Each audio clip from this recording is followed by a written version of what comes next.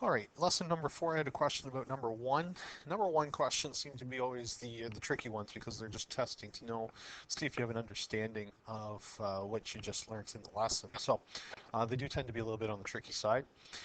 So explain why there's only one scalar equation for a given line. So we are talking about two space here. So I'm going to try explaining this two separate ways.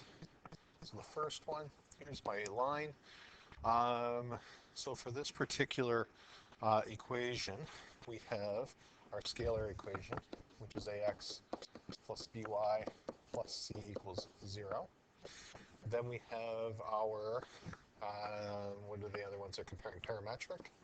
So the line would equal x equals 0.1 plus td1, y equals, so p1 and p2, those are your given points. d1 and d2 are the components of the direction vector. And then if you do this in vector notation, it would look like this. So the coordinate of your reference point, p1, p2, plus t, d1, d2. So there we go. Those are our three forms that they're referring to. So if you were to give me a test at a class of 20, I could potentially get 20 different equations for these two. And this is the why. Because for each of those, the direction vector will always be the same. All right? So what's the same? So for, maybe I should kind of reference the ones that I'm referring to here. So here, same are d, direction vector. All right? So in every case, the only way to reference these two equations or two forms is to use a direction vector. So no matter what, I have to use the same direction vector. What's different, or what will make these equations look different when they're talking about all these different forms, is your reference point. All right, so different is the reference point. All right, because what you're doing, you're selecting any point on the line.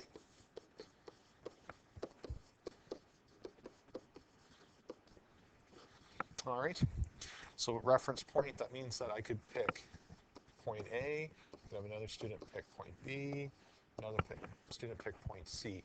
So it will make, it's the same equation, it's just a different starting point. Because remember, your reference point is your starting point on the line in order to move from point to point with the direction vector. With that scalar equation, for the scalar equation, we have A and B. So A and B are constant.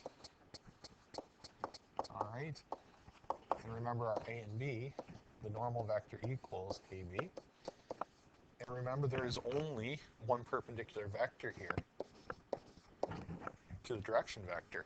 I mean, we can point it the other direction, but it's just going to be the negative. The signs will be changed. It's really just the same normal. So there's only one normal here. So that means that A and B are never going to change.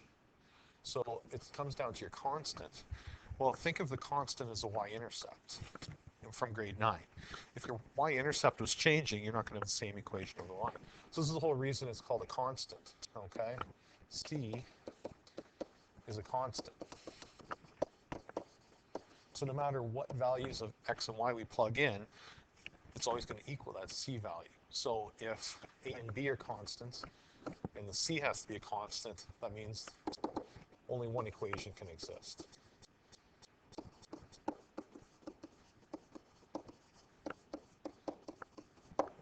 All right. I think I'll leave it at that because I think this is the better one. I was thinking of also looking at it a different way, but I think it might just become a little bit more confusing there. So if you have any further questions with this one, let me know. But that gives you a general idea of a general explanation as to why you're not going to get any variation on that scalar equation. But which means when you're doing this homework, be aware you could potentially end up with a different answer than the back of the book or the answers at the bottom of the worksheet, but still have the right answer. So just be aware of that. And the reason for that would be you have different P1, P2s. Okay? All right.